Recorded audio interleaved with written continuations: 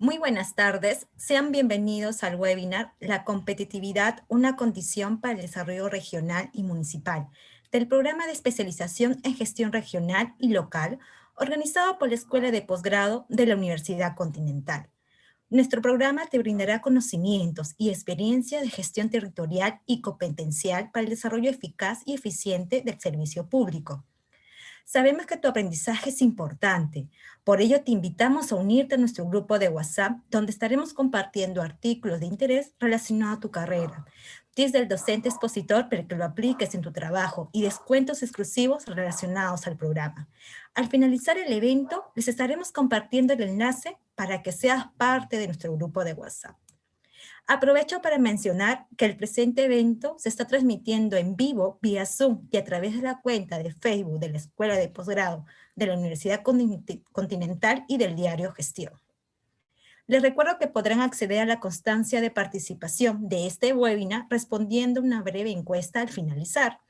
La dinámica que vamos a seguir en esta tarde será contar con la exposición de José Luis Zabaleta Pinedo por un lapso de 1 hora y posteriormente daremos pase a las rondas de preguntas, las cuales podrán realizarse a través del chat. Ahora continuamos con el webinar La competitividad, una condición para el desarrollo regional y municipal, a cargo de José Luis Zabaleta, quien tengo el gusto de presentar. José Luis Zabaleta Pinedo es docente de la Escuela de Posgrado de la Universidad Continental, experto en desarrollo económico, descentralización, gestión administrativa, planeamiento, presupuesto e inversión pública. Experiencia como gerente público de la Autoridad Nacional del Servicio Civil, Servir. Sin más preámbulo, lo invitamos a realizar su exposición. Adelante, profesor. Sí, muchas gracias, Annalyn. Muchas gracias a las personas que han venido a escuchar este webinar. Vamos a tener una charla de 1 hora, ¿no? En relación a un tema que es muy interesante. Es un tema muy importante y a veces, ¿cierto? Es un tema bastante olvidado, ¿no?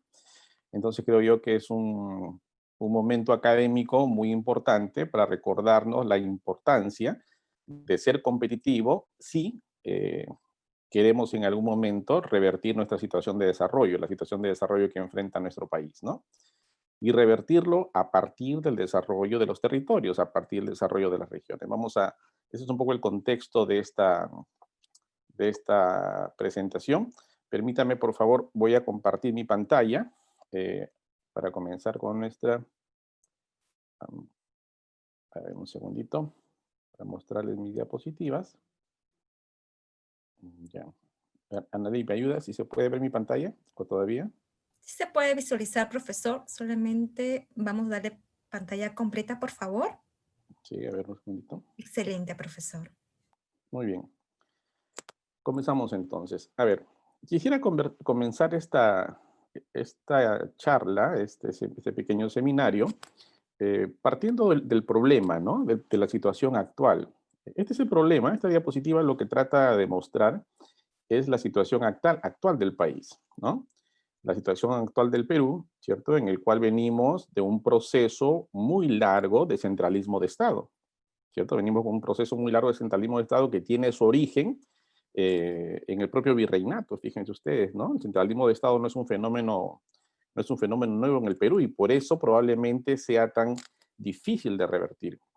El centralismo tiene su origen en el virreinato, tiene su origen en la creación de las intendencias regionales, ¿no? Que existían en los virreinatos y que se crean como unidades administrativas con el interés de recaudar los impuestos que se pagaban a la corona, ¿cierto? Luego, en 1821, en teoría, ¿no? Porque en la práctica la independencia del Perú se da en 1824, ya con la República, lo que sucede es que esta estructura geopolítica se mantiene, ¿no? Lo único que pasa es que las intendencias regionales pasan a llamarse departamentos y tenemos lo que antes era una intendencia regional, ahora se convierte en un departamento. Y tenemos 9 departamentos, ¿cierto? Que eran las 9 intendencias regionales más Lima, ¿no?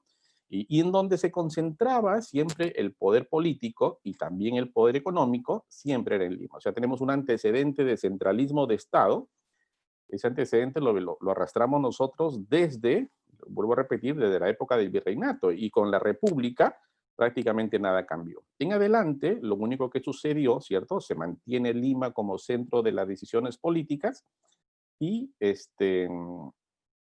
y lo que pasa es que comienza pues a particionarse el territorio, a dividirse en más departamentos, a cederse territorio a otros países, y es un tema que ya conocemos, ¿no? Hasta llegar un poco a lo que es el Perú de hoy día, un país que tiene 24 departamentos, ¿cierto? Pero en donde el centro del poder ha sido Lima durante muchísimos años, desde el virreinato hasta prácticamente el año 2002, ¿no? Prácticamente el año 2002.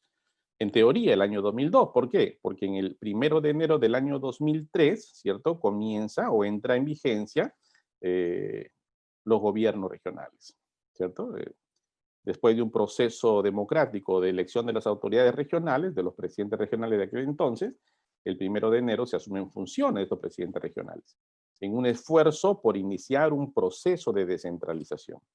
Entonces, si contamos el tiempo de esta descentralización, es una descentralización que comenzó el 1 de enero del 2003 y al día de hoy todavía no acaba de cumplir 18 años. Es un proceso, ¿cierto?, de descentralización bastante joven. Claro, es un joven también muy conflictivo, ¿verdad? Ya saben ustedes todos los problemas que existen alrededor de la gestión de los gobiernos regionales, y eso hace muchas veces que se ponga en duda la oportunidad o la pertinencia de continuar con este proceso de descentralización. Pero lo cierto es que el centralismo de Estado, que es un fenómeno básicamente político, cuando hablamos de centralismo estatal nos estamos refiriendo a que las decisiones principales de Estado se toman a nivel central, y esto ha sido así desde la época del virreinato, y ahora inclusive con la descentralización, las decisiones más importantes de Estado se siguen tomando en el nivel central. O sea, el centralismo, a pesar de un proceso de descentralización, ya dije, joven, todavía no acaba de resolver este problema del centralismo de Estado circunscrito a la capital Lima, ¿no? Entonces tenemos un tema de centralismo de Estado, ¿cierto? Muy arraigado en el Perú. Un centralismo de Estado que ha caminado conjuntamente con otro proceso, que es distinto, ¿no? Que es distinto, que es la concentración económica. Fíjense, este es el diagnóstico hoy en día en el Perú. El Perú es un país con centralismo de Estado todavía vigente a pesar del proceso de descentralización, pero que además tiene un problema de altísima concentración económica. Y esta alta concentración económica también tiene un origen, ¿no? Tiene un origen en la historia. La concentración económica tiene su origen, fíjense ustedes, en la crisis de los Estados Unidos del año 1930, la crisis de la Gran Depresión. En la crisis de la Gran Depresión, una de las cosas que sucede es que Estados Unidos comienza a dejar de producir muchas cosas que exportaba a los países emergentes, a los países como el Perú. Por lo tanto, había que comenzar a sustituir lo que Estados Unidos dejaba de producir y producirse en el país, ¿no? Dado el centralismo de Estado, las decisiones de dónde debería producirse, ¿cierto? Eran bastante obvias. Tendrían que producirse cerca de la capital, cerca al poder. Este proceso de concentración económica comienza a darse alrededor de Lima nuevamente, o en Lima propiamente, ¿no? En la Segunda Guerra Mundial, que comenzó, saben ustedes, en el año 39 y terminó en el año 45, una de las consecuencias de la Segunda Guerra Mundial fue que en la mayoría de los países industrializados el aparato productivo estaba destruido. En consecuencia, era la oportunidad para los países emergentes de iniciar su proceso de industrialización. Entonces, este proceso de industrialización se inició en el Perú, pero nuevamente tomando a Lima como eje de la concentración económica. Entonces, esta historia que comienza en la década del 30, donde se refuerza la concentración económica en el Perú, y terminamos con una situación en el siglo XXI, terminamos con una situación como la que les presento en esta diapositiva.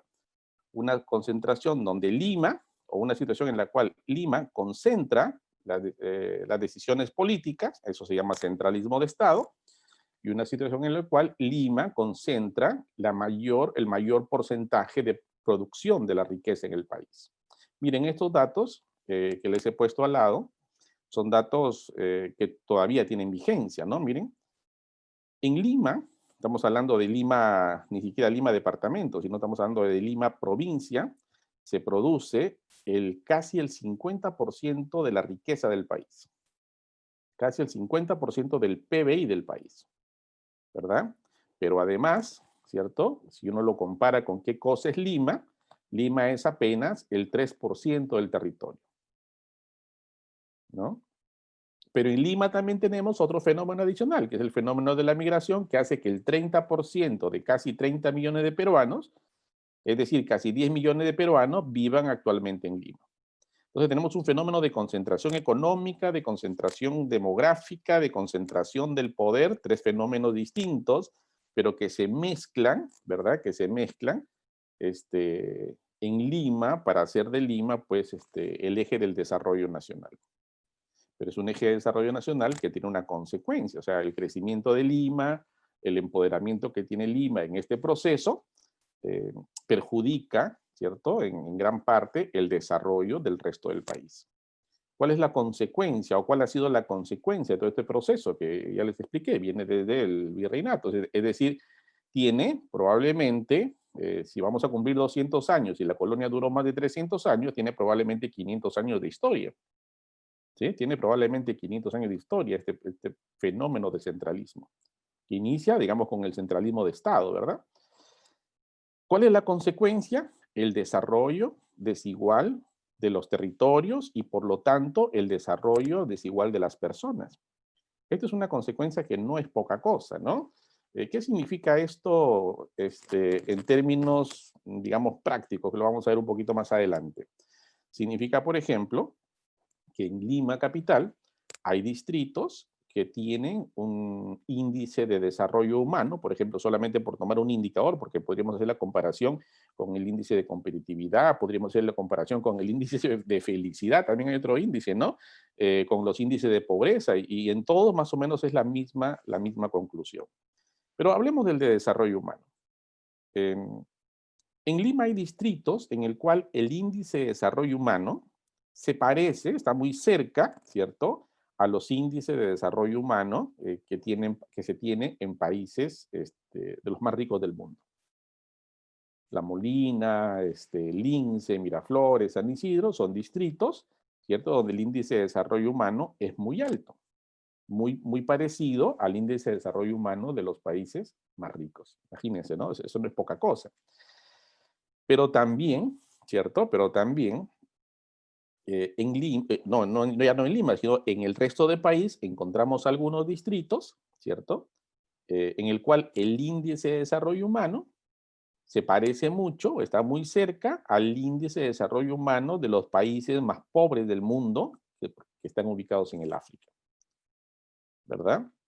Entonces, fíjense el desarrollo desigual, cómo se expresa, ¿no? Esto en la práctica es muy cruel, ¿no? Esto en la práctica es muy cruel. O sea, una persona que nace en Lima, ¿cierto? Una persona que nace en Lima tiene una probabilidad de tener una calidad de vida, una probabilidad muy alta de tener una calidad de vida por lo menos aceptable. Una persona que nace en algún distrito de estos que tienen índice de desarrollo humano bajo en el Perú, tiene la probabilidad de vida de tener un desarrollo humano, una calidad de vida muy mala. O sea, está condenado a la pobreza, está condenado a las brechas sociales, está condenado a la falta de oportunidades, está condenado probablemente al abandono del Estado. ¿Sí? Entonces, esa es la foto de hoy día del Perú. Esa es la foto de hoy día, pero fíjense, y cuando les hablo, este es un dato interesantísimo, ¿no? Cuando les hablo de distritos de los más pobres del Perú, o de los que tienen un índice de desarrollo humano muy bajo, no necesariamente les estoy hablando de distritos que están en Huancavelica o en Cajamarca, que son los distritos, digamos, clásicamente pobres, ¿no? O endémicamente pobres en el Perú, no necesariamente les estoy hablando de esos distritos.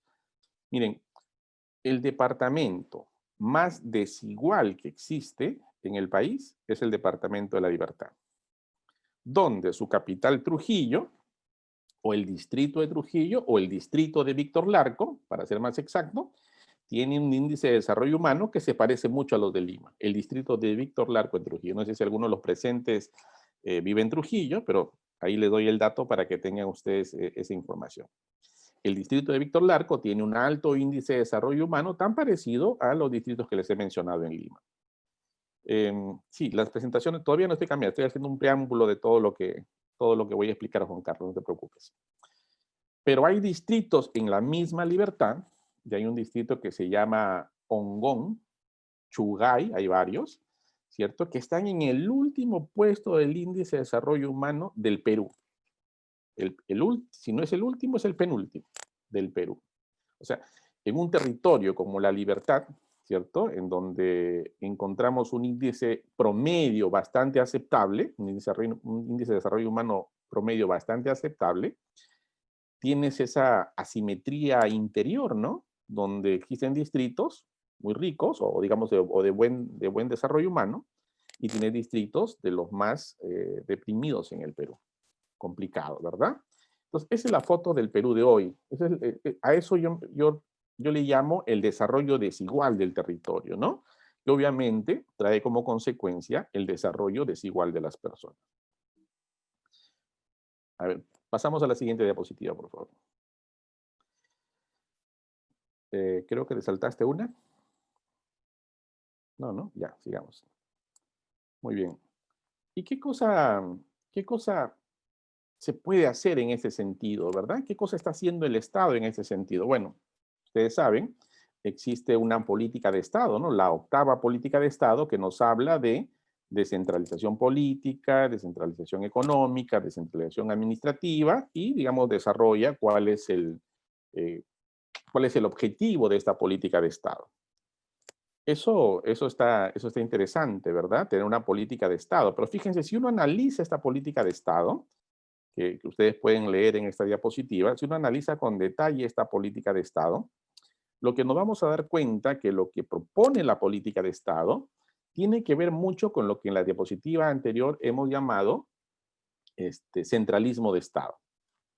Tiene que ver mucho con eso, pero no tiene que ver nada, ¿cierto?, con el tema de desconcentración de la economía, porque la desconcentración de la economía no se hace por norma legal. ¿Ya? Este es el problema, fíjense ustedes. La política de Estado, que es una política que está en acción, ya les dije, desde el 1 de enero del año 2003, tenemos gobiernos regionales, ha habido un proceso de transferencia de competencias, ha habido un proceso de transferencia de funciones, ha habido un proceso de transferencia de presupuesto, de transferencia de capacidades. Entonces tienes un proceso de descentralización que está en marcha, pero ojo, este proceso se circunscribe al ámbito político y administrativo. Político en el sentido que se ha distribuido el poder, ¿verdad? En el sentido que se ha distribuido el poder, y administrativo en el sentido de que se han distribuido las funciones, las competencias y los servicios públicos que deben brindarse. Ahora se brindan en el ámbito regional. Pero una de las cosas, y estas cosas se pueden hacer por ley. Entonces sale la ley de base de descentralización, se sale la ley de descentralización fiscal, sale la ley orgánica de gobiernos regionales, sale la ley orgánica de gobiernos locales y comienza a implementarse esta descentralización política, esta descentralización administrativa. Pero una cosa que no se puede hacer, ¿cierto? Y acá es donde entra el tema de la competitividad de las regiones, es descentralizar económicamente basado en una norma legal. O sea, yo no puedo sacar una norma legal que diga a partir de mañana las empresas se van a ubicar en tal departamento o van a instalar alguna sucursal en alguna región del país. Eso no existe. Es una cuestión de mercado, es una cuestión de atractivo, es una decisión empresarial, es una decisión racional, es una decisión financiera, ¿cierto? En el cual el Estado no puede influir, el Estado dará algunas condiciones mínimas, ¿no? De repente algún incentivo tributario, de repente alguna condición de energía, alguna condición de ese tipo, que invite a las empresas a dejar de ubicarse en Lima y comenzar a ubicarse en otro lugar del país. Pero esas normas legales solamente son un marco, esas normas legales solamente proponen el entorno propicio, pero eso no obliga a las empresas a tener que movilizarse hacia esos lugares obligatoriamente. Es una cuestión básicamente de mercado, de atractivo de las regiones para con la competitividad. Un segundito, por favor.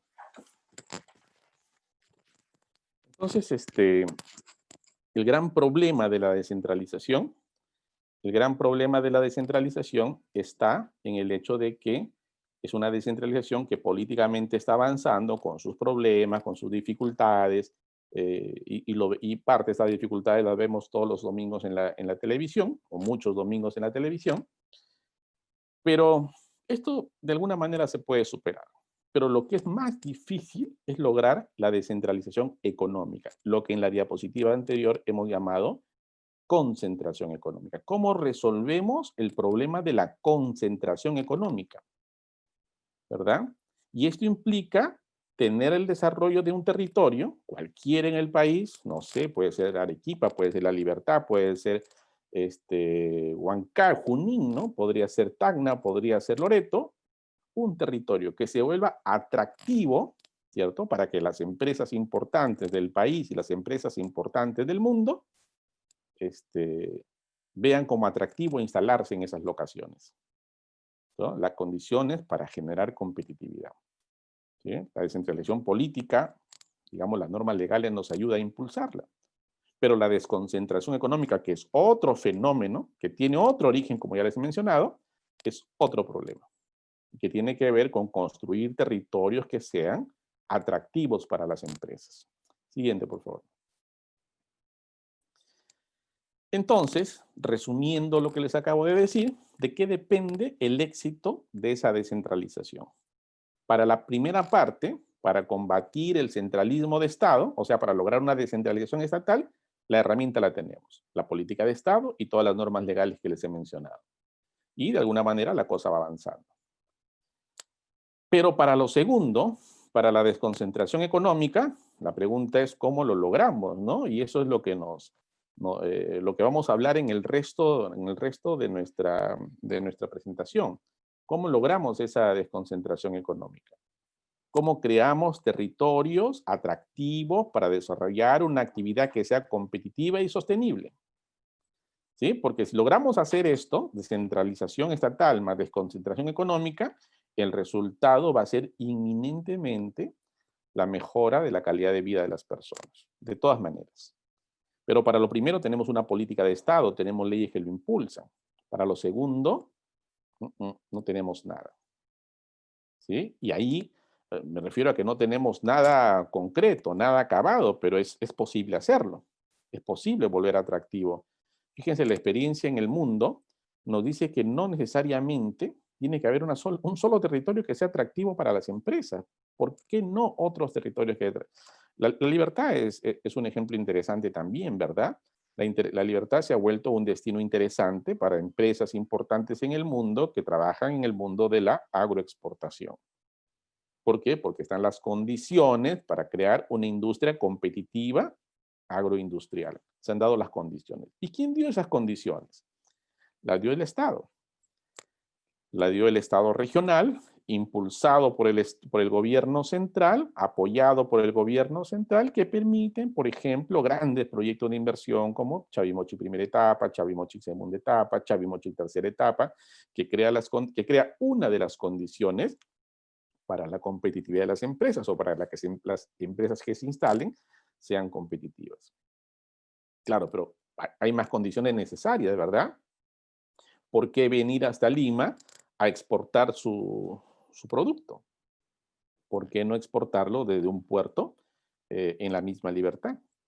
¿Por qué venir, si esto es, digamos, por barco? ¿Por qué venir al aeropuerto del Callao si podemos exportarlo por un aeropuerto local? Entonces, otras condiciones también son necesarias para fortalecer la competitividad y cuando esas condiciones se tengan, probablemente tengamos en esta región un atractivo mayor para que más empresas o empresas más importantes sigan invirtiendo en busca de su competitividad, su rentabilidad, pero con condiciones pues, locales que sean favorables para su desarrollo. Sigamos, por favor. Muy bien. Entonces, fíjense, yo creo, ¿cierto? Mi hipótesis en esta reunión es la siguiente, ¿no? ¿Cómo lograr este desarrollo, cómo lograr el atractivo ¿cierto? ¿Cómo logramos el atractivo para que las empresas se animen a dejar de invertir, ¿no? Dejar de asentarse en Lima y comiencen a asentarse en ciudades como, no sé, pues Junín, o Huánuco, Loreto, Madre de Dios, que está muy bien Madre de Dios en el índice de desarrollo humano, ¿no? La verdad que tengo que estudiar esa parte porque no sé qué actividad tan interesante hacen allí, que en el índice de desarrollo humano Madre de Dios tiene una posición muy interesante.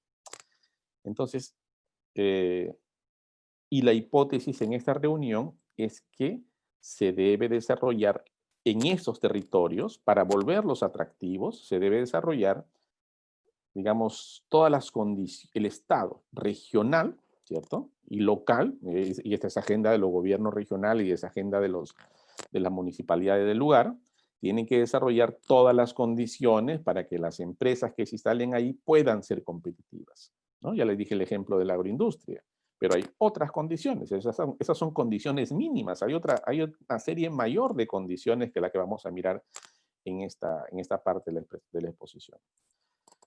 Muy bien, cuando hablamos de competitividad, hablamos de un concepto, digamos, muy antiguo, ¿no? Este concepto de competitividad, algunos creen que nace en 1990, ¿no? Con Michael Porter.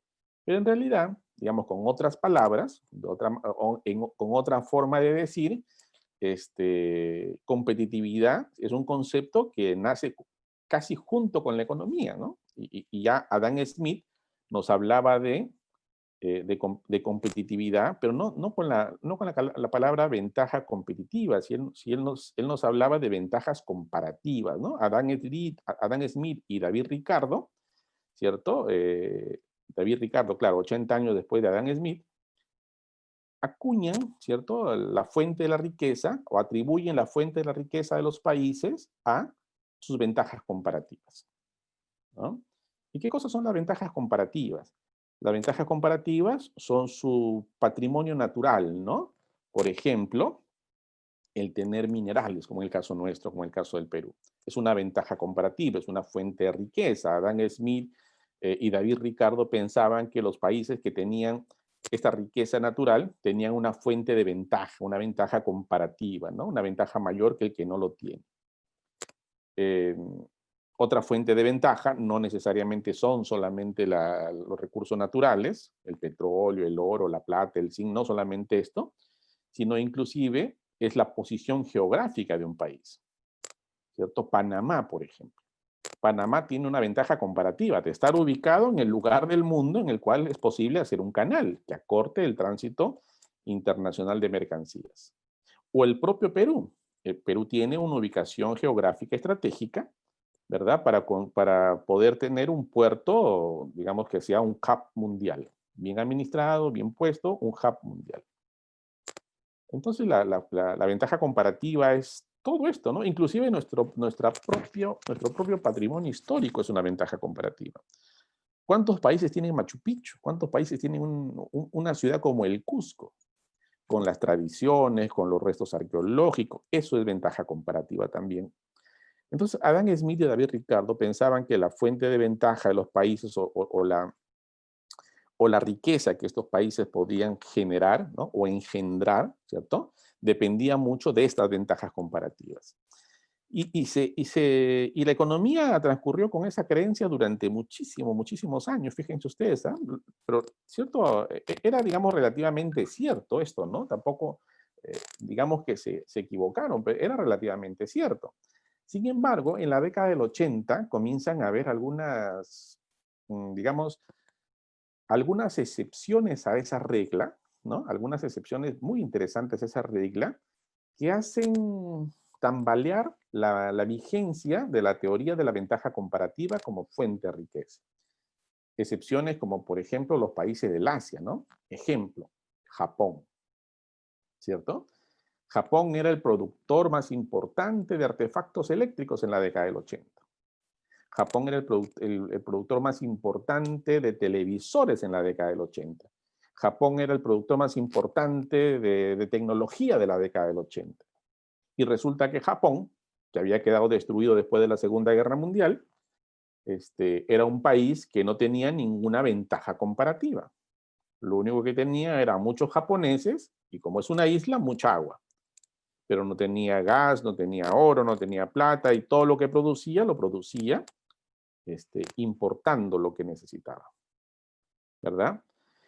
Pero había un elemento, ¿cierto?, que contenían sus productos, que contenían sus bienes de exportación, que eran irreemplazables y que para ese momento ya de la historia del mundo, y ahora mucho más, ¿cierto?, se convierte en una fuente de ventaja, el conocimiento, ¿sí?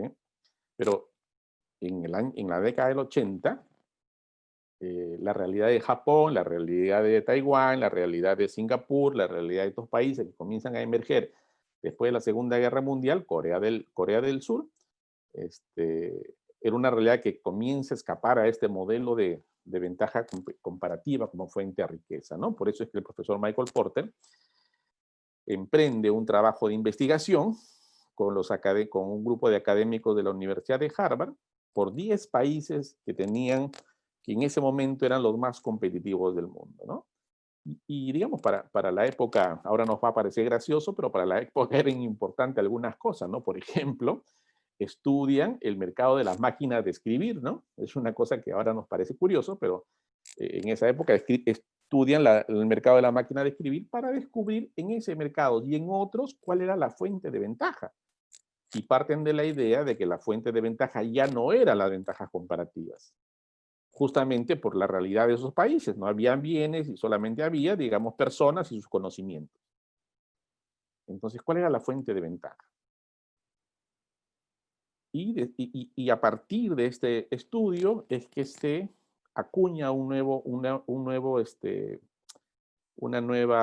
concepto, ¿no? Ya no las ventajas comparativas, sino las ventajas competitivas. Y las conclusiones del profesor Porter las vamos a desarrollar en lo que nos queda de la charla. La fuente de ventajas competitivas. Ese es el concepto que en la década del 90 comienza a dar forma. Fíjense, el profesor Porter sigue vigente, sus teorías siguen vigentes hasta hoy. Ahorita mismo está dando un curso online en la Universidad de Harvard, pueden matricularse. Está dando un curso online que cuesta, creo que algo de $180, ¿no? Y sigue dando sus cursos relacionados a la competitividad porque sigue siendo un concepto importante. Este concepto perdón, de Porter ahora lo ha tomado el World Economic Forum y el IMD, ¿cierto? Que calculan sus propios índices de competitividad mundial, cada uno con su propia metodología, pero sustentado en lo determinante de la ventaja competitiva de las naciones. ¿Sí? Sigamos, por favor. ¿Qué cosa es competitividad? ¿No? Vamos un poco, hemos hablado de competitividad, más o menos nos queda claro qué cosa es ventajas comparativas, qué cosa es ventaja competitiva, pero no es lo mismo que competitividad. Vamos viendo qué cosa es competitividad. Y ahí tenemos los dos conceptos, ¿no? El concepto del IMD, ¿cierto? Y el concepto del World Economic Forum, ¿no? ¿Qué cosa es competitividad para el IMD? Nos dicen que es un campo de conocimiento que analiza los hechos y políticas que determinan la capacidad de una nación para crear y mantener un entorno que sustente la generación de mayor valor para sus empresas. Fíjense, esta parte es importantísima, ¿no? Analiza, fíjense, los hechos y políticas, ¿cierto? Las políticas a cargo de quién son, siempre son a cargo del Estado, que determinan la capacidad de una nación para crear y mantener un entorno que sustente la generación de valor de las empresas.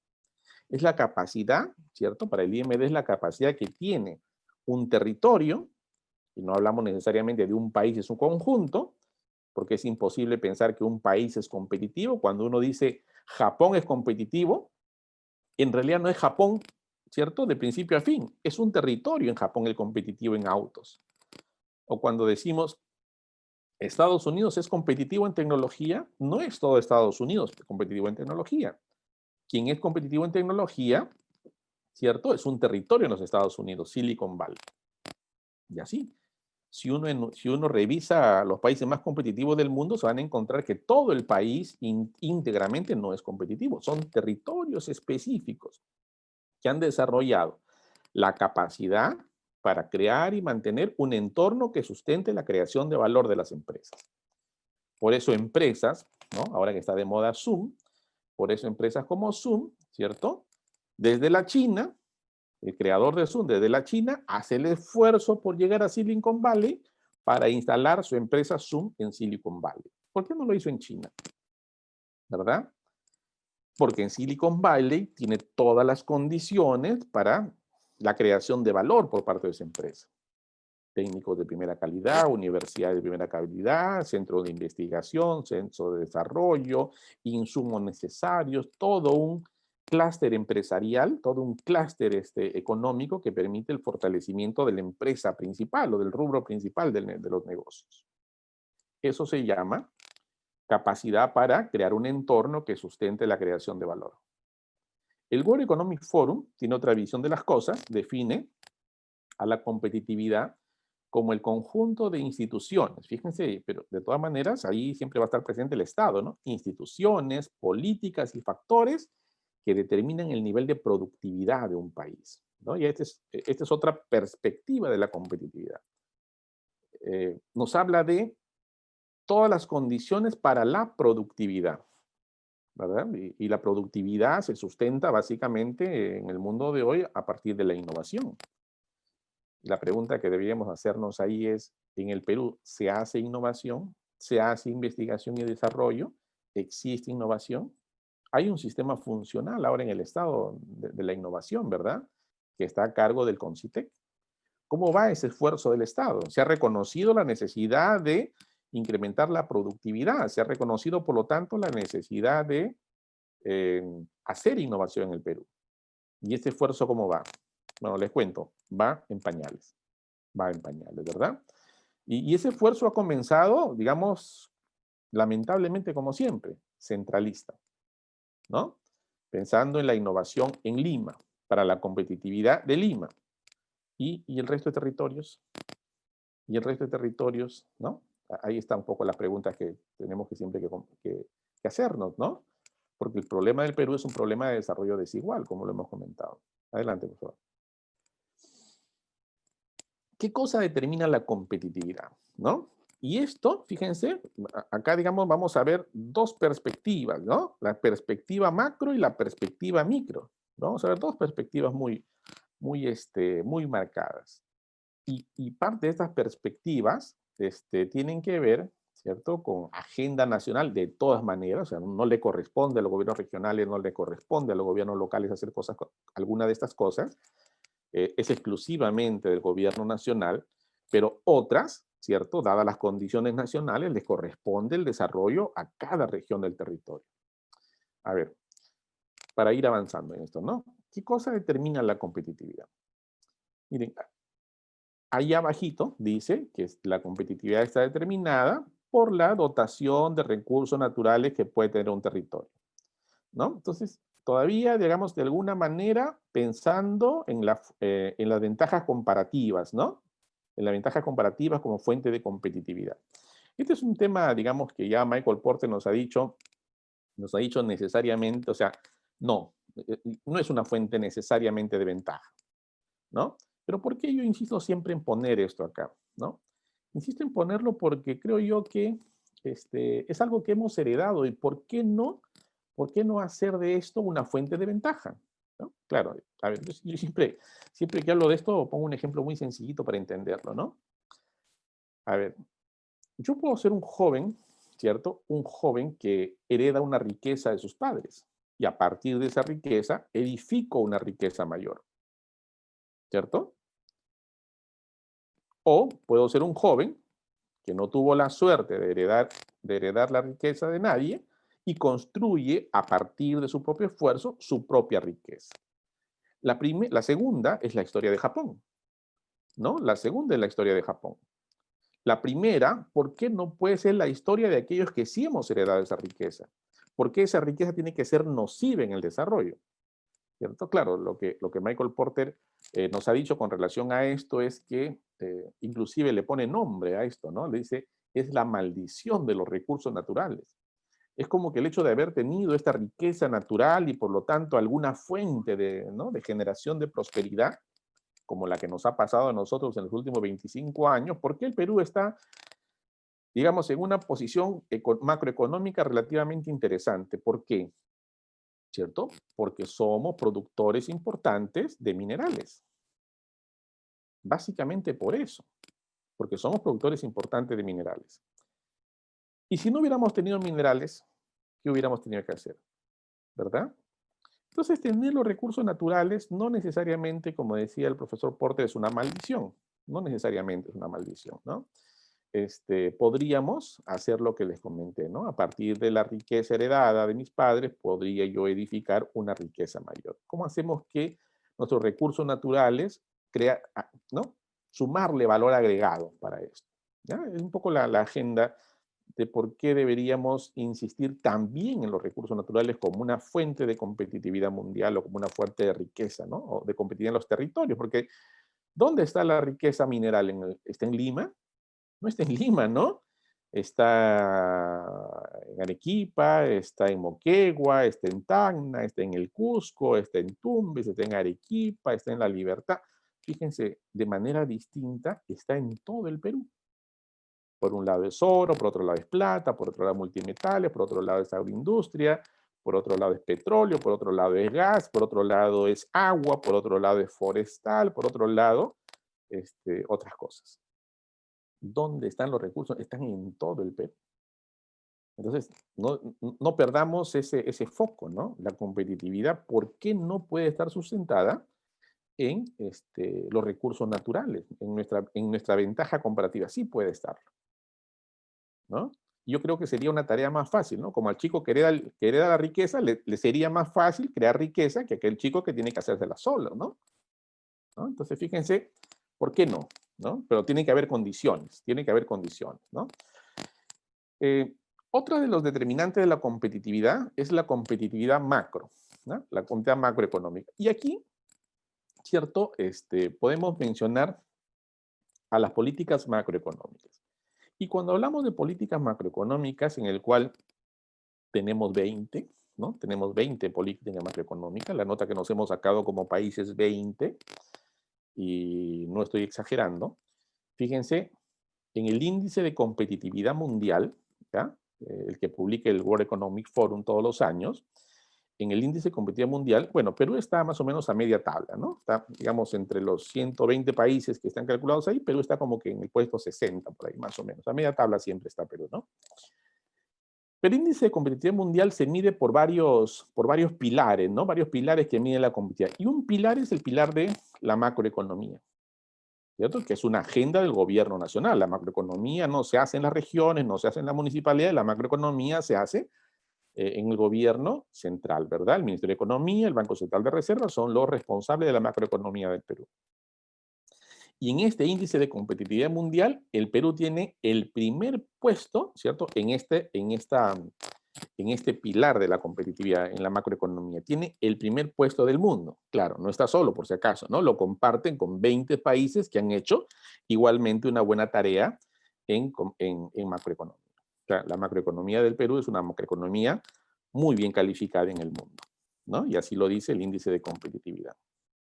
Entonces, agenda del gobierno nacional, nota, hasta ahora 20, ¿no? Claro, yo diría que ya es 19, no es 20, pero todavía seguimos en el primer puesto, ¿eh? Lo segundo, que tiene que ver también con la macroeconomía, tiene que ver con la infraestructura social y las instituciones. El tema de institucionalidad. Miren, el World Economic Forum, vuelvo a repetirlo, y estas son las contradicciones que hay en el país. ¿Se acuerdan que les contaba al principio la contradicción del desarrollo territorial? Bueno, acá les voy a contar otra de estas contradicciones que vemos en el Perú, ¿no? El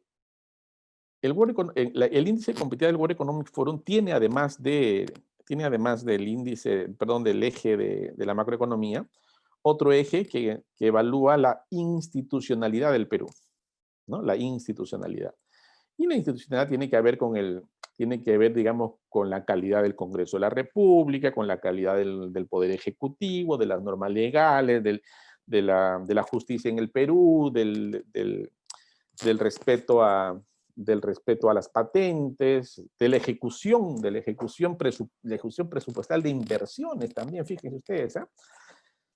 Y en este pilar de institucionalidad, el Perú está en el último puesto del mundo y lo comparte, ¿cierto? Con un grupo de países también. O sea, El Perú estamos muy bien en macroeconomía, pero muy mal en institucionalidad.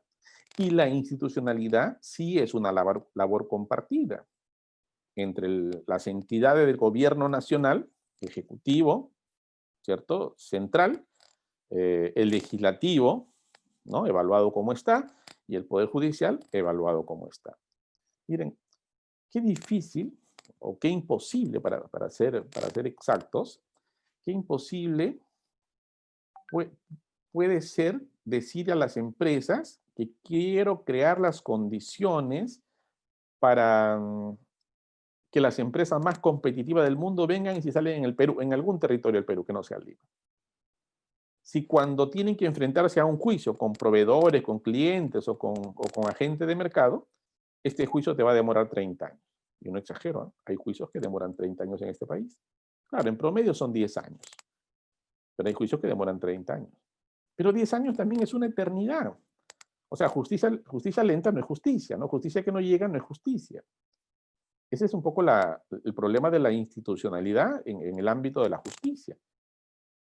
La corrupción es otro problema de la institucionalidad. O sea, yo me imagino que cuando estas personas están evaluando la institucionalidad, ¿no? O calculando este índice y ven al Perú y se dan cuenta pues, que todos sus presidentes están con problemas, algunos presos y otros por apresarlos, ¿no? Entonces tenemos un gravísimo problema de competitividad, de institucionalidad. Pero la institucionalidad también se da en los gobiernos regionales, también se da en los gobiernos locales.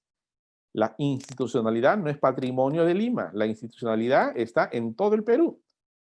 O el desempeño de los gobiernos regionales y locales está exento de corrupción. No lo está. Lamentablemente no lo está, es la realidad del Perú.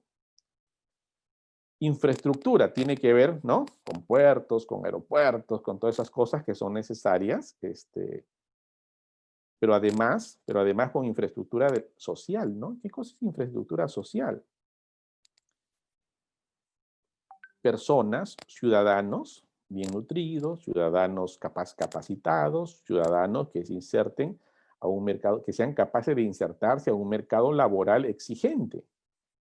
Por lo tanto, requieres un país que produzca ciudadanos, ¿cierto? Altamente capacitados. Experiencias interesantes hace algún tiempo, cuando IBM estaba buscando una locación en América Latina para instalar su sede principal, comenzó a mirar pues qué países eran los que les ofrecía mejor infraestructura social, o sea, mejor ser humano, personas más capacitadas en sus países. Obviamente porque eso depende mucho de la competitividad empresarial de una empresa de ese tipo, ¿verdad? Bueno, lo encontró en Costa Rica. Lo encontró en Costa Rica.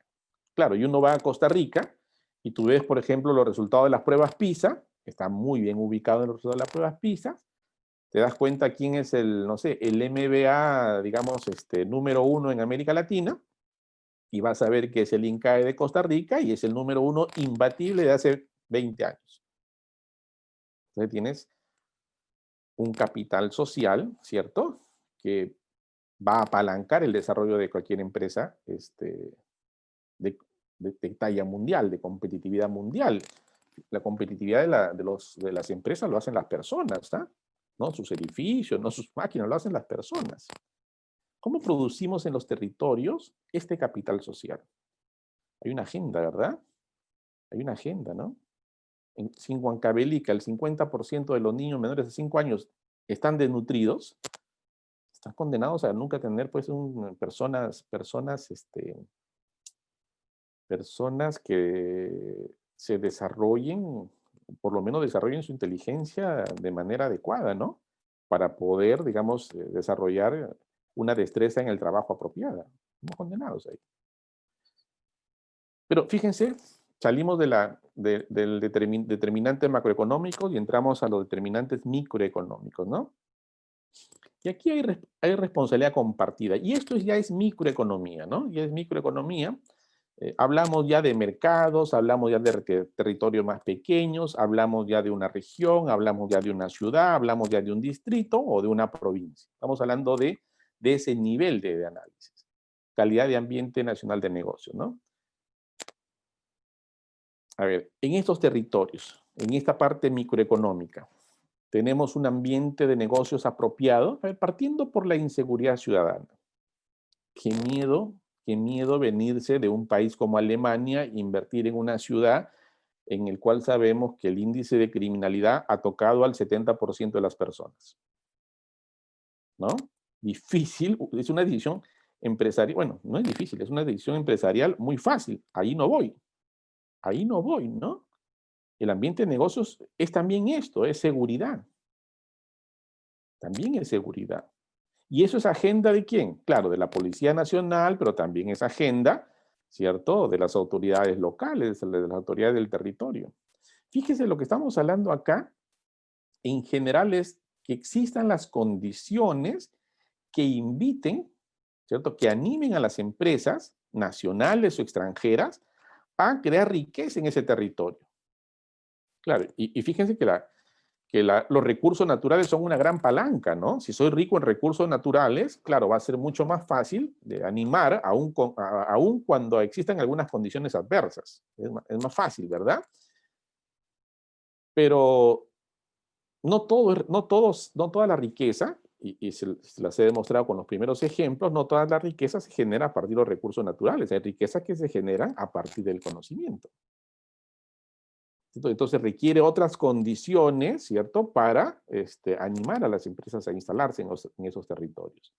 Entonces el ambiente de negocio tiene que ver, eh, no sé, pues hasta con una ciudad presentable, limpia, ¿no? Tiene que ver con eso.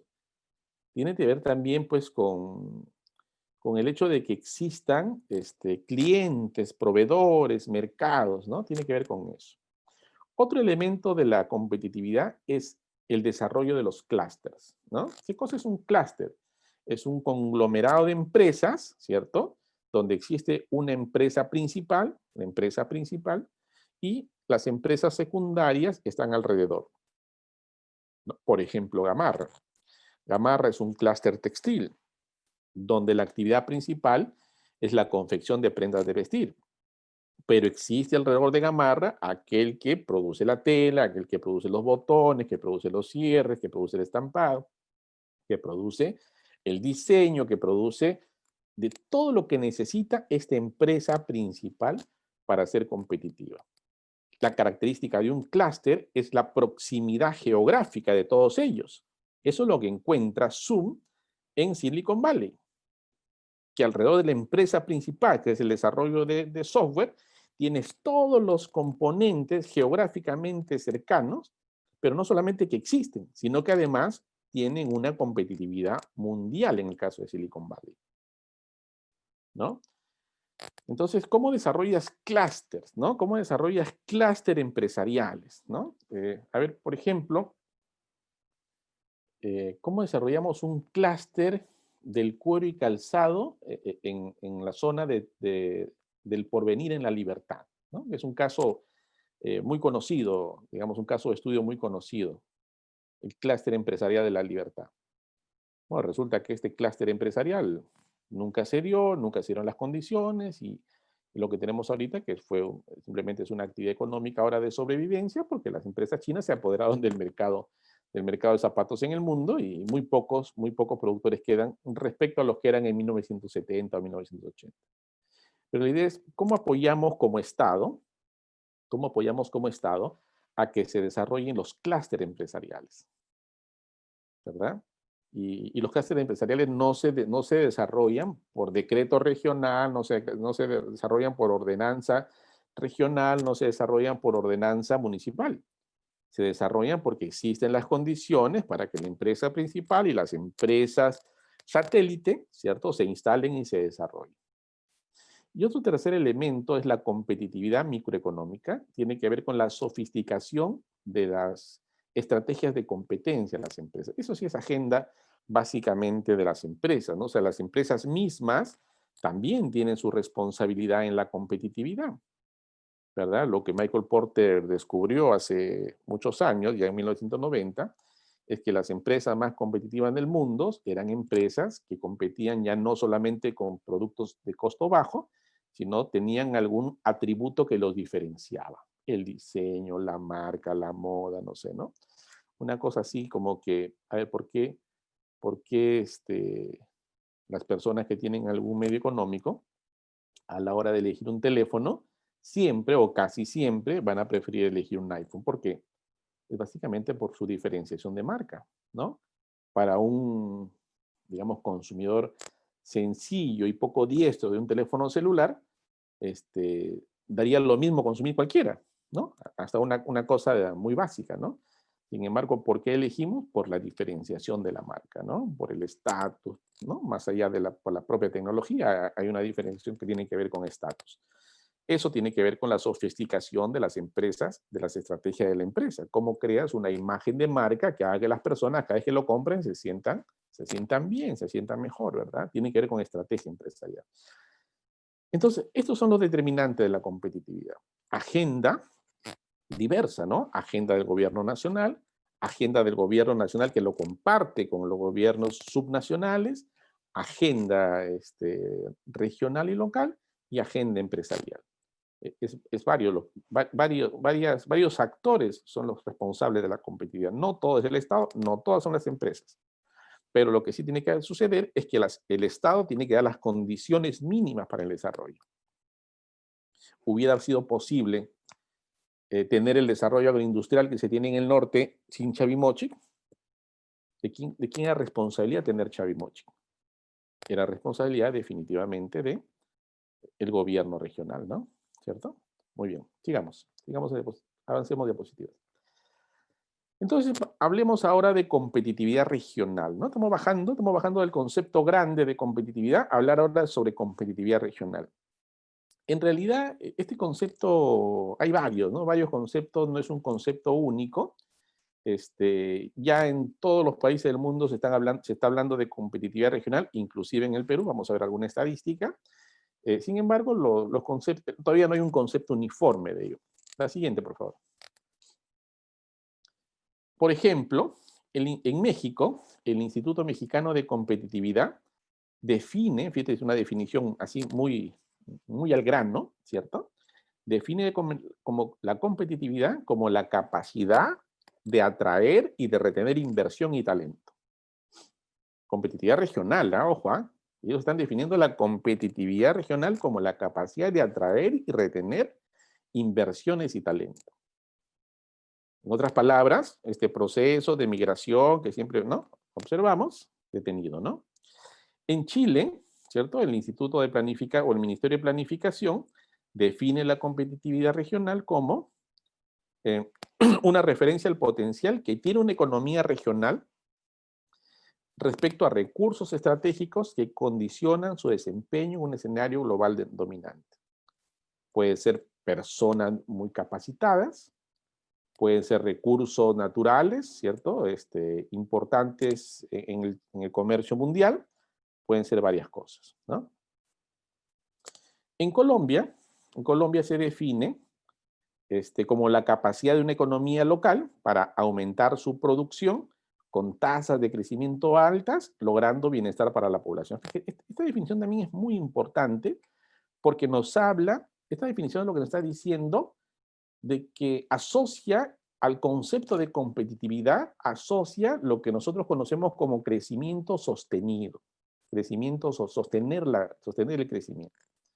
A ver, una de las cosas que ha pasado en el Perú como país, ¿sí?, una cosa que ha pasado en el Perú es que el Perú ha crecido durante muchos años, pero lo que no ha logrado el Perú es tener un crecimiento sostenido, porque apenas se paró la demanda china, apenas China detuvo su crecimiento, se detuvo el crecimiento del Perú, porque nuestro crecimiento es un crecimiento inducido por la demanda de los países que nos compran nuestros bienes. No tiene que ver con un crecimiento endógeno del país, ¿no?, un crecimiento de su demanda interna.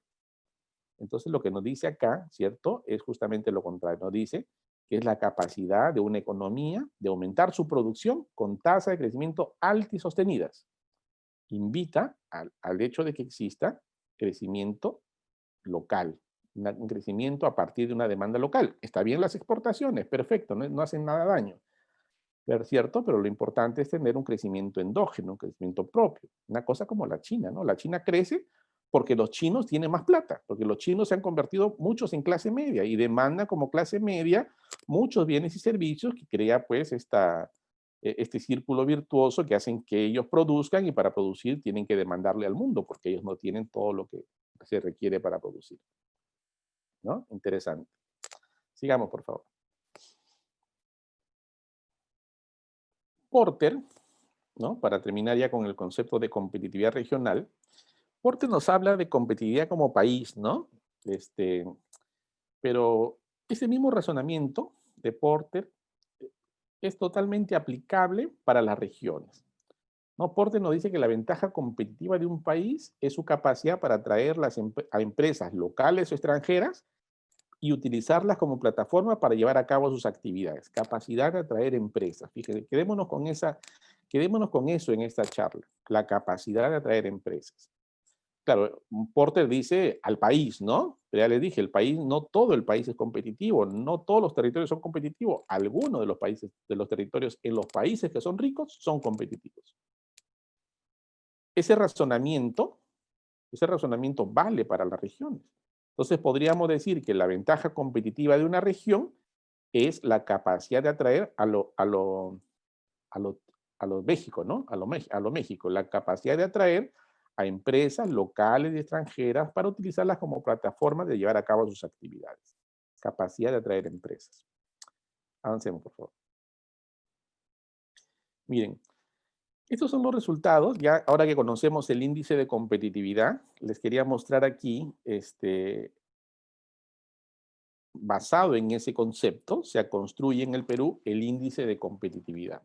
Lo calcula el Instituto Peruano de Economía en el Perú, ¿no? Y este índice que calcula el Instituto Peruano de Economía trata de replicar la metodología que usa el World Economic Forum para calcular el índice de competitividad mundial, ¿no? Con pequeñas variaciones, pero básicamente la misma metodología. Y cuando calcula la competitividad de las regiones, ¿cierto? Encuentra este resultado. Desde la región más competitiva que es Lima, Arequipa, Tacna y Moquegua, hasta las menos competitivas que están, ¿cierto? En Huancavelica, Cajamarca, Huánuco, Loreto, Puno y Apurímac. Eso es un poco, digamos, basado en este concepto que hemos visto hace un momento, la capacidad de atraer y retener empresas, tanto locales como extranjeras, se va a cumplir, digamos, en ese orden, ¿no?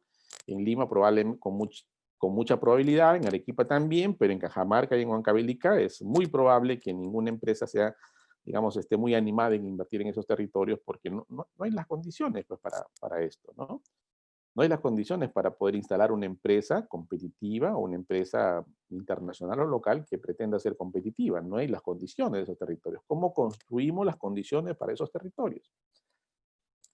Miren, pero la competitividad que mostramos en estos territorios nos pasan factura como país. Miren, hay departamentos como los de arriba, Lima, Arequipa, Tacna, que son muy competitivos. Y si uno va en esos departamentos y mide los aspectos sociales, como por ejemplo la pobreza, te vas a encontrar que la pobreza, ¿cierto?, es poco significativa. Respecto de otras regiones, si uno va a las regiones menos competitivas, como Huancavelica, Cajamarca y Huánuco, son las menos competitivas, porque, ojo, competitividad es un concepto que se mueve alrededor del concepto de economía. Competitividad tiene que ver con empresas, tiene que ver con mercados, tiene que ver con economía. Entonces, la pregunta aquí es, esto que sucede en la economía, esto que está sucediendo en la economía, ¿perjudica a la persona? ¿Cierto? Y en la siguiente diapositiva vamos a tener esa respuesta. La siguiente, por favor. Miren, el mismo dato que les acabo de presentar a la izquierda y un dato nuevo, ¿cierto?, a la derecha. El índice de competitividad del 2019 comparado con la pobreza del 2018, ¿no? Se comparan, digamos, con estas diferencias básicamente por los datos, ¿no? Por la actualización de datos. ¿Qué conclusiones sacamos acá?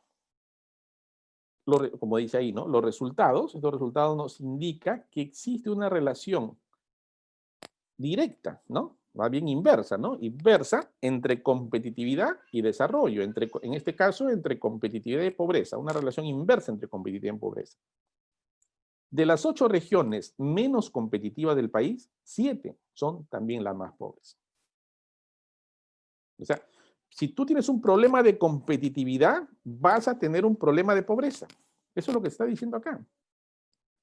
Si resuelves tu problema de competitividad, si gestionas tu territorio como gobierno regional, como gobierno local, creando condiciones para que las empresas se desarrollen, se desenvuelvan y compitan en el mercado nacional o internacional con éxito, lo que vas a resolver indirectamente, casi sin proponértelo, es el problema de pobreza.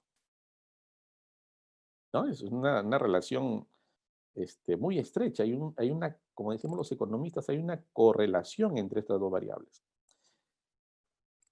Y para que me crean aún más, ¿cierto? En esta correlación, la pobreza es apenas solamente una de las variables que explican el desarrollo de las personas, el desarrollo humano. Siguiente, por favor. Les he traído aquí el índice de desarrollo humano también del 2019. El índice de desarrollo humano, digamos, tiene tres variables con las cuales se calcula el índice de desarrollo humano. La variable pobreza o la variable riqueza monetaria, ¿no? Es lo mismo, digamos, con otro nombre. La esperanza de vida al nacer y el acceso a la educación. Son tres las variables que explican el desarrollo humano, ¿no? Y pobreza es uno.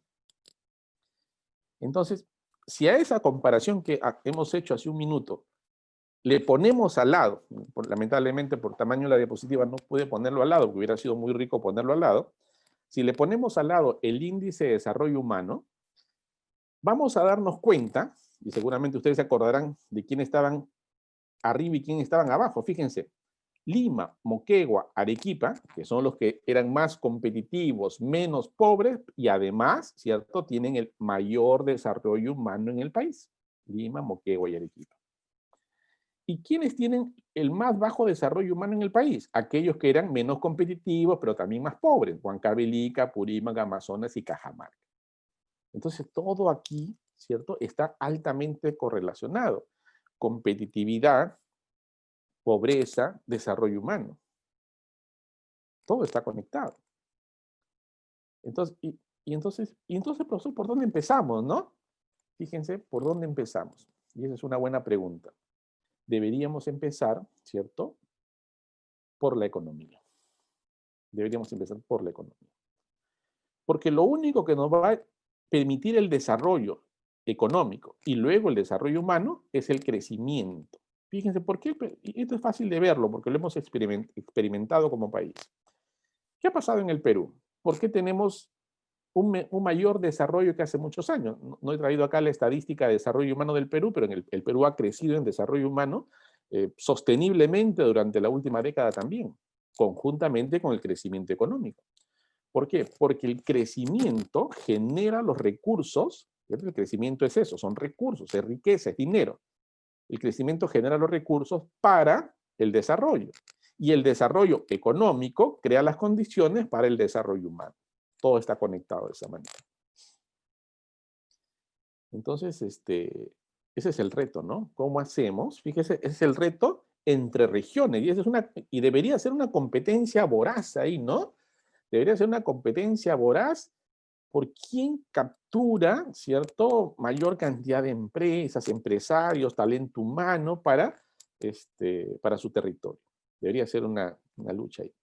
Pero fíjense, pero también hay una lucha interna, ¿no? Y lo que les decía al principio, aquí en esta parte del gráfico, en la parte derecha del gráfico, vean ustedes que también tenemos dentro de los territorios una gran brecha interna, ¿no? Por ejemplo, a ver, para no hablar ya de la libertad, hablemos ahora de Cusco, que es el segundo en tamaño de brecha interna.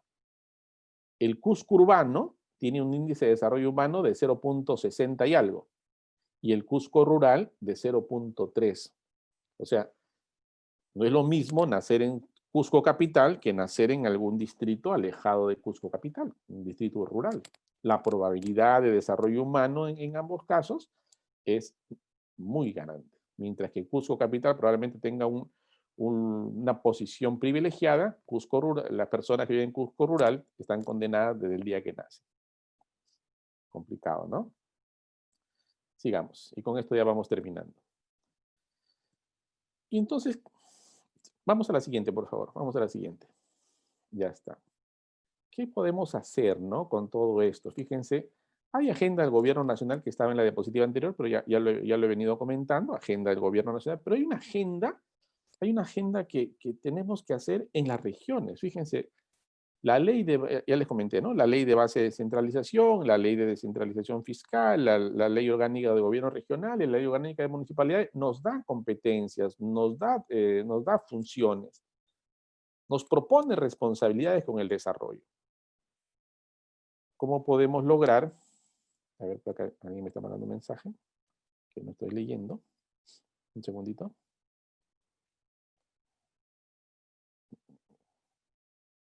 No logro desplegar acá. A ver, ahora, ahí está. Un segundito, por favor. Sí, ya nos queda muy poco para terminar, no te preocupes. Entonces, ¿qué podemos hacer a nivel ya de los territorios? ¿No? Me refiero a nivel regional, en las municipalidades, en los gobiernos regionales, que ya tienen las herramientas legales para hacerlo. No estoy diciendo que tenemos que ir a pedir competencias al gobierno. No, ya está. Lean, por favor, la ley orgánica de gobiernos regionales, lean la ley orgánica de municipalidades y tienen competencias para hacer lo que voy a decirles. ¿Qué podemos hacer? Ya hemos dicho, ¿no? El gran reto es lograr territorios que sean atractivos para la inversión nacional o extranjera. ¿Qué podemos hacer? Ideas, ¿no? Y algunas ideas ahí, no es una lista exhaustiva, por si acaso, ¿no? Primero, lograr mejores niveles de atención en salud y nutrición para la población. Personas mejor nutridas, ¿no? Personas mejor nutridas. O sea, el desarrollo de la inteligencia parte de tener gente bien nutrida, ¿no? Y si tenemos una población con desnutrición crónica o si tenemos problemas de ese tipo, nunca vamos a esperar tener personas competitivas. Por lo tanto, nunca vamos a ser territorios atractivos para nadie. Porque la competitividad empresarial depende de las personas que hacen la competitividad empresarial. Segundo, primero es la salud, ¿cierto? Segundo, calidad educativa, ¿no? Calidad educativa. Fíjense, hace ya algunos años nos aplicaron la prueba PISA, ¿no? Nos aplicaron la prueba PISA y la noticia terrible fue que el Perú ocupó el último puesto de los países que fueron evaluados con la prueba PISA. Claro, en los siguientes años hemos ido mejorando, pero bien poquito todavía. Tenemos un grave problema con la educación pública y privada. Ojo, no solamente es la pública, también es la privada. Mejor nivel de educación. Y ambas cosas son competencia de los gobiernos regionales y de los gobiernos locales. No estamos hablando de cosas que tienen que hacer los ministerios en Lima, no, estamos hablando de cosas para las cuales los gobiernos regionales y los locales son competentes. Facilitar el acceso a la educación de la población adulta, ¿no? Que mejoren sus capacidades para insertarse en el mercado laboral. Capacitación técnica para adultos. Reinserción de adultos a los mercados.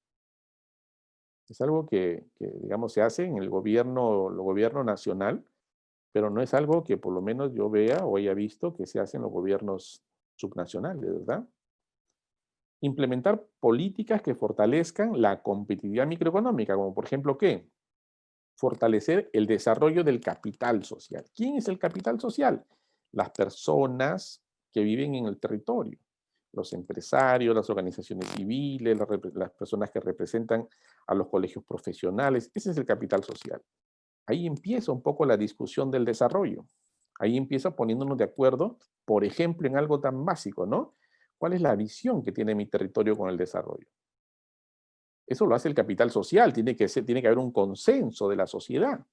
¿Cuál es mi visión como Junín? ¿Cuál es mi visión como Loreto? ¿Cuál es mi visión como Madre de Dios? ¿Cuál es mi visión como Puno? ¿Cuál es mi visión como Cusco? Yo no puedo pretender ser competitivo en todo como territorio. Tengo que elegir en qué voy a ser competitivo y será parte de mi visión. Ser la principal ciudad productora de tal cosa. Ser el lugar donde tal cosa se produce con mayor productividad.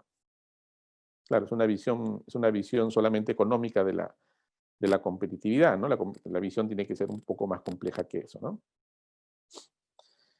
Promover la inversión directa extranjera y nacional. Los gobiernos regionales y gobiernos locales tienen competencia para eso. promover el desarrollo de clúster, ¿no? Les acabo de contar sobre los clústeres. Qué importante es tener clúster. Tengo una industria local más o menos pujante y ordenada. Muy bien, ¿cómo hago como Estado, regional o local? ¿Cómo hago para crear las condiciones para que no solamente existan ellos, sino también todo el satélite de empresas que giren alrededor de esta industria principal y faciliten su existencia y su desarrollo? Crear información para los empresarios, ¿no? Lo que se llama la inteligencia comercial. Condiciones macro, desarrollo humano basado en educación y en la salud, que tiene que ver con lo que hemos visto arriba, y algo que es bien importante, ¿no? La reforma de la administración pública. Hay una agenda tremenda ahí, ¿no? Cuando hablamos de reforma, hablamos de Estado eficiente. Estoy diciendo Estado eficiente. ¿Cómo hago que el Estado sea más eficiente? Los gobiernos regionales tan criticados, ¿no? Tan criticados hasta ahora. Muchos de ellos, y municipalidades también tan criticadas, muchos de ellos no pueden gastarse un porcentaje aceptable, por ejemplo, los recursos que se dieron por COVID, y eso que el COVID es una urgencia nacional. ¿Cómo creamos reformas, cierto, administrativas que hagan que estas unidades territoriales sean, digamos, más eficaces con lo que logran, ¿no? Y no me refiero a que solamente que ejecuten su inversión, sino que logren eficacia real, ¿no? Que resuelvan los problemas de los ciudadanos, de verdad, que resuelvan las brechas, pero que además fomenten las condiciones para lograr que su territorio sea un lugar atractivo para la inversión, es decir, creen las condiciones para la competitividad. Muy bien. Esa ha sido nuestra charla. Este es un tema muy extenso, es un tema muy amplio. En la maestría tenemos toda una discusión muy larga sobre esto. Entiendo yo que en este programa de especialización también va a discutirse mucho estos temas y son temas pues que llaman profundamente a la reflexión. Muy bien, por mi parte, muchísimas gracias. No sé qué toca más en nuestra agenda, Analí. Sí, muchísimas gracias, estimado profesor, por sus valiosos alcances expuestos en el webinar el día de hoy. Ahora continuamos con la rueda de preguntas y tenemos la primera interrogante que lo realiza Juan Carlos y él nos menciona lo siguiente, profesor. ¿Podemos mencionar hipotéticamente que el éxito de la desconcentración económica en el país se debe a los altos indicadores de corrupción en el sector público? El fracaso, en todo caso. Exacto, profesor. Ahí es que el fracaso. Em, yo creo que no, ¿no? Yo creo que no. Claro, la corrupción siempre es algo que puede desalentar, ¿no? Desalentar. A ver, por ejemplo, si yo soy... Esto es un poco contradictorio, ¿ya? Lo que voy a decir es un poco contradictorio, pero es una cosa real y lo voy a fundamentar en un documento que tiene el CEPLAN. Miren, el CEPLAN tiene un documento colgado en su página web que nos habla de megatendencias en el mundo, ¿ya? Y penosamente, una megatendencia en el mundo es la corrupción. O sea, lo que está pasando en el Perú no es patrimonio del Perú. Esa es una cosa que está muy extendida en el mundo y se espera que el problema de la corrupción se profundice y agudice aún más en el mundo. Si la corrupción fuera una limitante para la competitividad, muchos países que son competitivos no lo fueran. Porque es un fenómeno extendido, como les acabo de comentar, en el mundo. Yo creo que la corrupción puede ser algo que desaliente, puede ser algo que invite a pensarlo, ¿verdad? Puede ser algo que nos ayude a reflexionarlo, pero yo creo que no es un elemento que disuada necesariamente la posibilidad de ser competitivos. No, yo creo que no es así. Sí hay otros elementos, ¿no? Muchos de ellos los hemos mencionado en este curso, ¿no? Pero yo creo que la corrupción aun cuando es muy importante como un factor y dice mucho de una sociedad, ¿cierto? Puede llevar a pensarnos un poquito sobre esto, pero no es un factor que determine.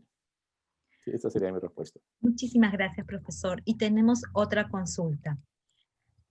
Para ser más eficiente, ¿es necesario unir algunos departamentos como proceso de descentralización? Exacto. Esa es una pregunta excelente, ¿no?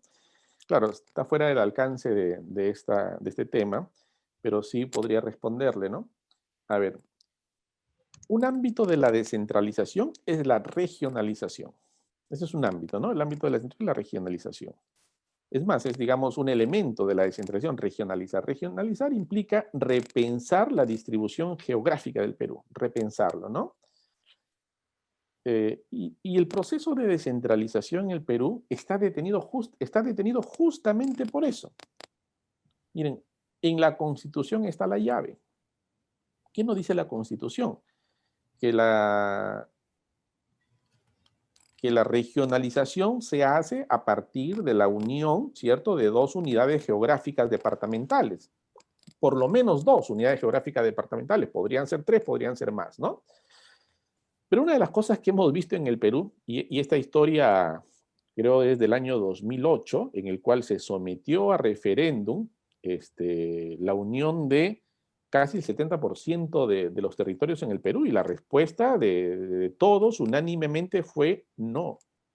Miren, una cosa es lo que dice la Constitución, que hay que unir territorios, que está desarrollado en la ley de bases de descentralización, que está desarrollado en la ley de descentralización fiscal, porque hasta la ley de descentralización fiscal exige que para la descentralización fiscal se haya completado la regionalización. Esto último que les acabo de decir, es justamente hace que la descentralización se haya quedado a la mitad, ¿no? Como no se ha regionalizado el Perú, como no se han unido, según la definición que tiene la Constitución, no se han unido los territorios, la descentralización fiscal no continúa. Y el no continuar la descentralización fiscal hace, ¿cierto?, que la descentralización se haya quedado a la mitad, porque la mitad del proceso tiene que ver con descentralización fiscal. Entonces, pero, a ver, es mi opinión personal, esto pueden ustedes, digamos, discutirlo, ¿no? Pueden ustedes discutir esta posición. Mi idea es, ya en la historia del Perú han habido intentos de unión de departamentos, ya lo han habido. El primer gobierno de Alan García, una unión de departamentos por ley, a la mala.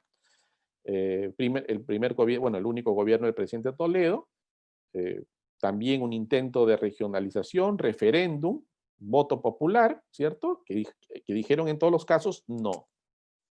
Entonces, yo creo que en el Perú, el pueblo, la región, los territorios han construido una identidad regional tan fuerte que no son, digamos, no les interesa mucho esta unión del territorio, porque fíjense, al igual de lo que sucedió en el Perú cuando nos colonizaron los españoles, hubo una transculturización, una pérdida de la identidad propia. El fenómeno de regionalización, ¿cierto?, también va a traer esto. Una pérdida de identidad, una transculturización, van a haber estos elementos presentes. Yo creo que eso es algo que los pueblos, por lo menos así lo dijeron en el año 2008, con el referéndum del año 2008, no están muy dispuestos. Entonces, insistir, pero lamentablemente está en la Constitución, ¿no? Aunque yo diría la Constitución la hemos modificado varias veces por otras cosas, ¿por qué no repensar esta parte? Yo diría que, cierto, la regla está así, hay que regionalizar para seguir descentralizando, esa es la regla, pero a mí no me parece que sea una regla que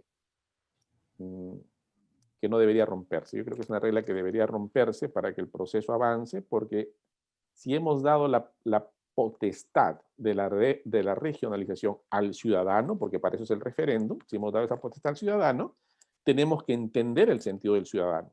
El ciudadano ya dijo no. Ya dijo no. ¿Para qué insistir? ¿Sí? Esa sería mi respuesta. Muchísimas gracias, profesor. Y la otra interrogante es, ¿cuánto influye el aspecto legal, contratos, leyes y reglamentos en la competitividad de una región, ya sea costa, sierra o selva, al tener diferente nivel de desarrollo y deberían tener incentivos diferenciados? Ese es un excelente tema, ¿no? Porque, a ver, muchas veces se legisla pensando en una realidad, ¿no? Una realidad, y digamos, los que hacemos gestión pública lo hemos vivido, ¿no? Las normas en gestión pública obedecen a la realidad de un ministerio o de una entidad pública grande, que exige una estructura orgánica, que nunca se va a poder replicar en una municipalidad donde existen solamente 5 o 7 personas. Una municipalidad lejana, aislada, rural y pobre del Perú, ¿no? Entonces, tienes una exigencia ¿no? de burocracia que es imposible poder implementar en algunos sitios. Yo creo que las leyes que se vinculan al desarrollo tienen esa condición también, ¿no? Que son leyes pensadas en los centros de desarrollo y no en aquellos que no son centros de desarrollo. Por lo tanto, están condenando a quienes no lo son a que nunca lo sean. Por lo tanto, sí se requiere ciertas ventajas diferenciadas, ¿cierto? Pero bien pensadas, ¿no? A ver, ¿qué pasó? ¿Qué pasó, por ejemplo, con todos los incentivos que se dieron para las zonas de frontera y de selva, ¿no? Incentivos tributarios para zonas de selva y frontera. ¿Cuál fue el objetivo de estos incentivos tributarios? El objetivo de los incentivos fueron que se genere desarrollo en la frontera y en la selva a partir de tener, pues, las empresas que se instalen ahí algún incentivo con relación al pago del IGB. Y la renta también creo era, ¿no? No solo el IGB. Pregunta, 30 años después, 30 años después, y no estoy exagerando para nada, 30 años después, ¿se ha desarrollado la selva? ¿O estos incentivos fueron aprovechados, digamos, perversamente por algunos para enriquecerse? ¿Sí? La respuesta es la segunda, ¿no? La respuesta fue la segunda. La selva, miren lo que pasó con Iquitos hace poco, te das cuenta la debilidad que tiene como territorio, ¿verdad? Entonces, y había una diferenciación en relación a las normas que probablemente haya sido pensada desde el escritorio en Lima y no obedezca pues a una realidad del desarrollo, a una experiencia del desarrollo en el territorio, ¿no? Sin embargo, a pesar de esos malos antecedentes que existen con estos incentivos de selva y frontera que les acabo de comentar, yo sí creo que debe haber alguna, si no, no hay forma, pues, ¿no? Si no, no hay forma de dar algún incentivo legal justamente para esas inversiones. Sí, esa es mi respuesta. Muchísimas gracias, profesor. Y para finalizar, la última pregunta es la siguiente. ¿Cuál es su propuesta para mejorar la situación que viven hoy los campesinos en el Perú y qué debe hacer el Estado para superar todo ello? Uy, esta pregunta está así muy, muy difícil, ¿no? Porque si yo tuviera una respuesta a esa pregunta, le aseguro que me darían el Nobel, ¿no? O en todo caso sería ministro de Economía, ¿no? O de Agricultura, al menos. Este, bueno, no tengo una respuesta para eso. Es una pregunta demasiado difícil, ¿no? Pero creo yo que lo que sí puedo decir con relación a eso es que el problema de la pobreza tiene que ver mucho, y ahí recurrimos a los conceptos que muy bien propone Hernando de Soto desde su libro El misterio del capital, ¿no? Tiene que ver mucho con la forma de la propiedad de la tierra. ¿Sí? Y eso tiene que ver con nuestra historia, ¿no? Los latifundios, perdón, los topos que se heredaban, ¿no? Que se heredaban por medio topo, ¿no? Y eso era lo que sucedía con esta historia de cómo se heredaban la tierra, ¿no? Que se partían en topos pequeños, ¿no? Cada uno partía en topos más chiquitos para sus hijos, y después de varias generaciones, cada hijo tenía apenas un poquito de tierra. Bueno, y lo tenía, digamos, en teoría, porque en la práctica no era una propiedad inscrita, ¿no? Estos dos problemas, el problema de cómo se ha atomizado la tierra en el Perú y que además de eso no es propiedad, no es una propiedad inscrita, ¿cierto? Hace que las personas que producen en este mecanismo, en este sistema, en realidad no tengan nada. En realidad no tengan nada. Por lo tanto, algo que no tienen y que es muy importante, ¿cierto? Es capital. Si tuvieran una tierra inscrita, tuvieran capital. Lo que tienen ahora es simplemente un lugar que pueden aprovechar económicamente, pero no tienen capital. Ese capital no engendra capital. Porque si lo tuvieran inscrito, si fuera propiedad, podrían ponerlo en garantía, podrían ponerlo en algún mercado, podrían generar a partir de eso, ¿cierto? Mayor capital. Entonces, miren, ahí la verdad que hay que leer con cuidado a Hernando de Soto en esta parte. Yo solamente les estoy contando ahorita lo que les acabo de decir tiene que ver un poco con las teorías de Soto, pero yo creo que el problema de estas personas del Ande, las personas pobres del Ande, las personas que viven de la agricultura de subsistencia, tienen que ver con esos dos problemas. Y si es que esto se mantiene, ¿cierto? Si eso se mantiene, en especial la parte de la propiedad, simplemente es una condena a la pobreza perpetua, ¿no? Muy bien. Muchísimas gracias, profesor José Luis Zabaleta, por su participación en el webinar de hoy. Ahora invitamos a nuestro jefe de ventas de la sede de Lima, de la Escuela de Posgrado de la Universidad Continental, Pablo Romero, quien nos hablará acerca de nuestro programa de especialización en gestión regional y local. Adelante, Pablo. Buenas tardes, Analí. Primero quisiera hacer un gran saludo para toda nuestra audiencia que nos escucha desde diferentes partes de todo el Perú. ¿Se me escucha bien? Sí, Pablo, se te escucha perfectamente. Ok, perfecto. Vamos a hablar en estos breves minutos acerca del programa de especialización en gestión regional y local. Siguiente, por favor. En este programa, pues, el perfil de estudiante que buscamos tiene que ver con funcionarios públicos que estén en unidades de gobiernos regionales, municipales, provinciales o distritales a nivel nacional.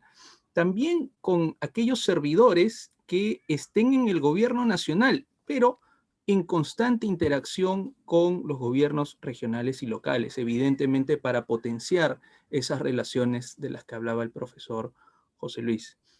También buscamos profesionales y consultores que estén en la administración pública, en organismos no gubernamentales, ONGs, y de cooperación internacional, y por supuesto el público interesado en estos temas, en cómo generar un impacto real, ¿no?, a través del servicio público en los gobiernos regionales y locales. Siguiente, por favor.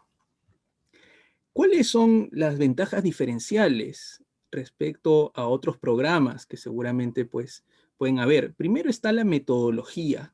Es un aprendizaje experiencial. El estudiante, ¿no?, los profesionales, pues tendrán esta formación tanto por medio de las plataformas electrónicas, así como en la interacción con los docentes, como hemos podido estar en estos minutos que hemos compartido, y con otros profesionales.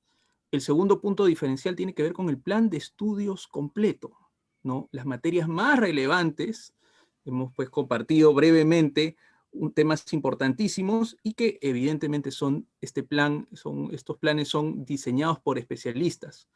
Un tercer punto sería los docentes expertos, ¿no?, con amplia experiencia en las materias que imparten. Qué riqueza que no solamente sea la parte teórica, sino la experiencia práctica, ¿no?, en el quehacer en ese sentido. Y finalmente, casos reales de la gestión pública, ¿no? Tanto mejores prácticas, experiencias de otros países y herramientas de aplicación. Se mencionaron, por ejemplo, el gobierno en Costa Rica, ¿no?, y cómo pues se habían implementado políticas muy interesantes. Siguiente, por favor.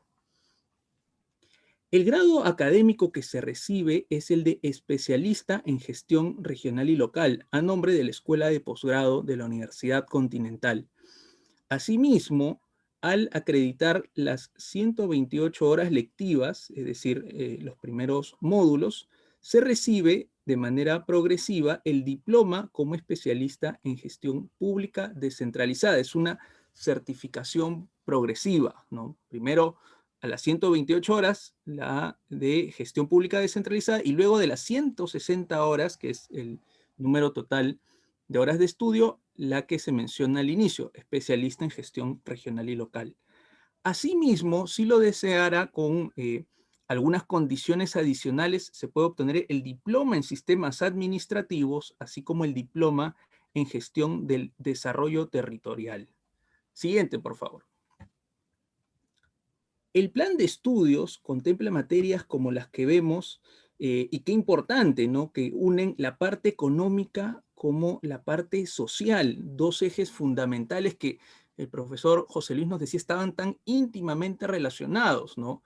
También temas como planeamiento estratégico, la parte de contrataciones públicas, inversiones públicas, ¿no?, los sistemas de control, por supuesto, la legislación Y me quedo con el último, que tiene que ver con modelos de descentralización en el mundo, ¿no? Tanto en Europa, América Latina y por supuesto el modelo peruano.